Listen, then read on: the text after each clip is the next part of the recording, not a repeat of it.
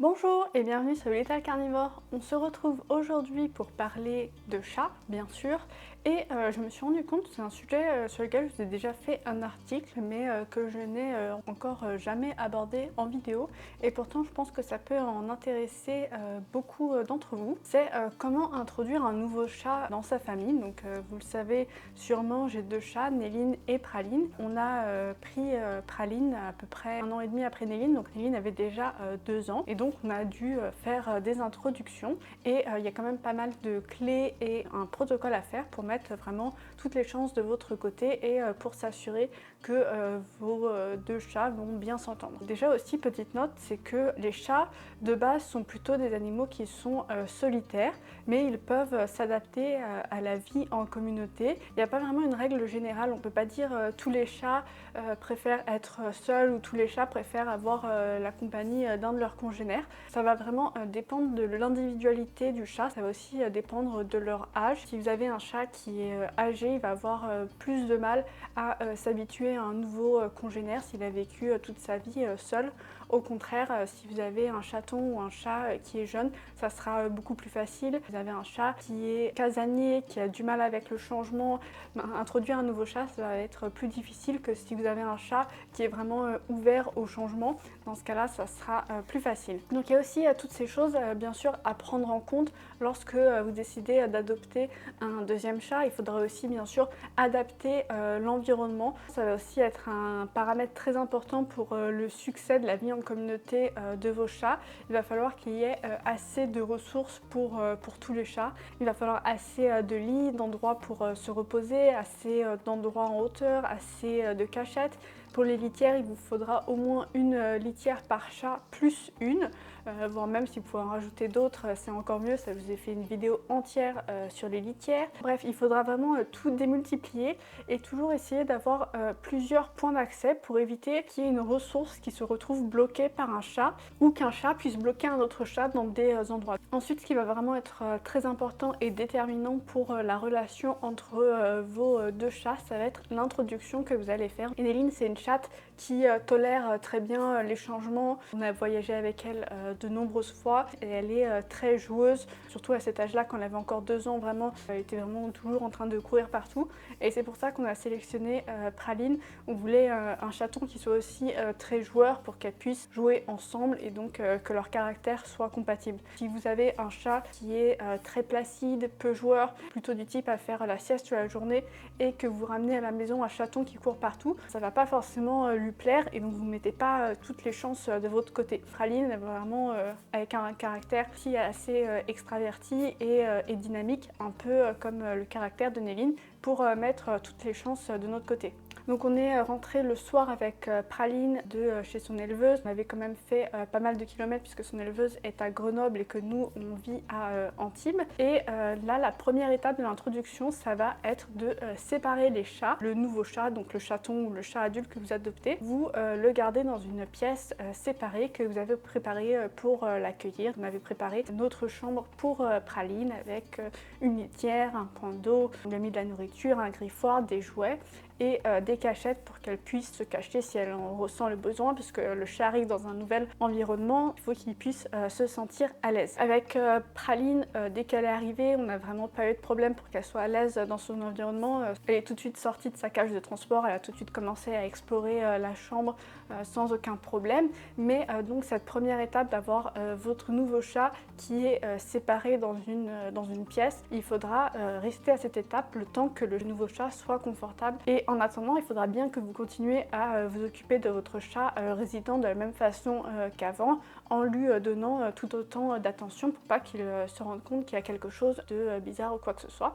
Néline a senti qu'il y avait un nouveau chat dans la maison, elle a reniflé sous la porte. Ça, c'est plutôt une bonne chose de toujours commencer les introductions avec des échanges d'odeurs. On a aussi pris la couverture de Praline qui était dans sa cage de transport et on l'a mise du côté de Néline pour que Néline puisse la sentir et commence à se familiariser avec l'odeur de Praline. Parce que vraiment, l'odeur, c'est quelque chose qui est très important pour les chats, pour se reconnaître. Il faut d'abord que vous fassiez un échange d'odeurs pour faire vraiment une première familiarisation. Ensuite, le deuxième jour, nous, ce qu'on a fait, c'est qu'on a laissé sortir Praline tout d'abord pour quelques minutes parce qu'elle était vraiment à l'aise et on sentait qu'elle commençait déjà à vouloir sortir de la chambre. Et donc on a décidé de faire une première introduction en la laissant aller dans l'appartement et qu'elle puisse avoir un premier contact avec Néline. D'ailleurs, le mieux à faire, c'est de faire un premier contact qui soit uniquement visuel, par exemple en mettant une grille entre votre porte, en entrouvant juste la porte de quelques centimètres pour que les deux chats puissent se voir sans pour autant vraiment se rencontrer. Ce que vous pouvez faire aussi, c'est de nourrir chaque chat d'un côté de la porte pour que, pareil, ils se familiarisent avec l'odeur et qu'il y ait aussi une connotation positive, puisque lorsque vous donnez la nourriture, il y a une association positive qui est faite entre l'odeur du nouveau chat et le fait qu'il reçoive de la nourriture. Donc avec le premier contact, il y a eu des grognements et des feulements de Néline, ce qui est une réaction qui est normale. Ce qu'il ne faut surtout pas faire, c'est punir votre chat pour avoir cette réaction, parce qu'au contraire, vous allez encore plus le stresser. C'est la façon du chat de dire ne m'approche pas, etc. C'est leur façon de communiquer. Et donc on a fait ça une fois le matin et une fois le soir. Déjà dès la deuxième fois, on sentait que Néline était un peu plus à l'aise sur ça. Et bien sûr, à tous les moments, vérifiez bien qu'elles étaient toujours détendues sans problème. Bon, Praline a toujours été très détendue, vraiment aucun problème avec ça. Mais on s'assurait bien que quand on remettait Praline dans la chambre, que Néline restait détendue, qu'elle n'était pas stressée. Si votre chat est trop stressé, il faut aller plus lentement, voire même faire des retours en arrière et être vraiment patient. C'est ça qui va être la clé du succès. Le troisième jour, on a décidé de laisser la porte ouverte lorsqu'on pouvait surveiller. Praline est quand même restée principalement de son côté, elles sont chacune restées de leur côté. Et il y a eu parfois des rencontres un peu à leur rythme, avec nettement moins de feulements de la part de Néline. Et à partir de ce troisième jour, on a commencé à essayer de les rapprocher aux heures des repas, en leur donnant des repas à peu près à 3 mètres l'une de l'autre. Et donc ça permet toujours de renforcer l'idée d'être assez proche de l'autre chat et quelque chose de positif puisqu'elles reçoivent de la nourriture. Par contre, lorsqu'on n'était pas à la maison ou la nuit, lorsqu'on ne pouvait pas contrôler, on a continué à garder la porte fermée. Ensuite, pareil, le quatrième jour, on a laissé toujours la porte ouverte. On a vraiment vu une amélioration où elle tolérait tout à fait d'être jusqu'à, par exemple, à 1 mètre l'une de l'autre. On a aussi commencé à jouer avec les deux, donc utiliser un même jouet interactif pour les faire jouer chacune avec le jouet l'une à côté de l'autre.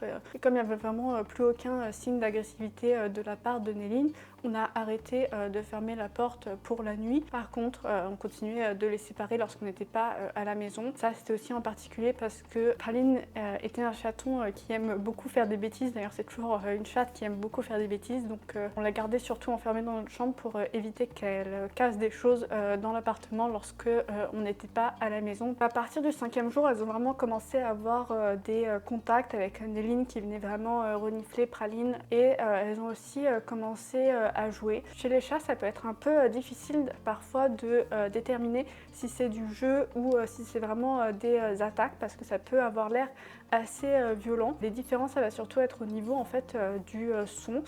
Parce que lorsque les chats vont se battre, ça va être en général bruyant. Ils vont grogner, ils vont feuler, alors que lorsqu'ils vont jouer, ça va être vraiment beaucoup plus silencieux.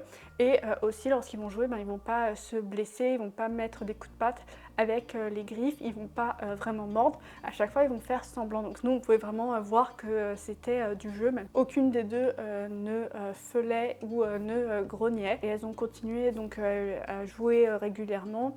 Et je pense qu'au bout d'une semaine ou 2 semaines, Néline a commencé donc à régulièrement les chouiller Praline. Ensuite, elles n'ont eu aucun problème à dormir l'une à côté de l'autre, d'abord dans la même pièce et ensuite l'une à côté de l'autre, par exemple sur le lit, etc.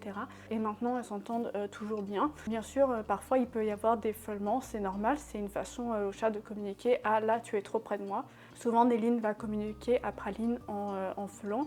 Ça peut être le cas, par exemple, si Praline va vouloir jouer avec Néline et que Néline, à ce moment-là, ne veut pas jouer, et Néline va feuler pour dire à Praline non, je ne veux pas jouer. C'est pas forcément un signe que vos chats ne s'entendent pas. Ça peut être tout simplement une façon de communiquer, à condition que l'autre chat respecte la communication. Si vos chats continuent à ne pas s'entendre, c'est tout à fait possible de en fait un peu recommencer à zéro en refaisant des introduction, donc en gardant les chats séparés, contact avec les odeurs, contact simplement visuel, puis contact pendant des périodes de temps restreintes, puis des périodes de temps de plus en plus longues, etc. Si un de vos chats revient de chez le vétérinaire, c'est quelque chose qui est assez classique parce que le chat va changer d'odeur et donc il est possible que le chat qui ne soit pas allé chez le vétérinaire ne le reconnaisse plus et dans ce cas-là, vous pouvez refaire des introductions. La durée des introductions, ça va vraiment dépendre du caractère de vos chats. Il va vraiment falloir s'adapter au niveau de la durée et être patient. Nous, ça a mis à peu près 5 jours, une semaine, mais dans d'autres cas, ça pourra vraiment être beaucoup plus long. Je voulais aussi vous parler de ce sujet parce qu'on voit trop souvent un chaton terrorisé qui est introduit comme ça au milieu d'un salon avec l'ancien chat qui va presque vouloir l'attaquer immédiatement et le nouveau chaton est terrorisé dans un nouvel environnement. Donc ça, c'est vraiment ce qu'il ne faut pas faire.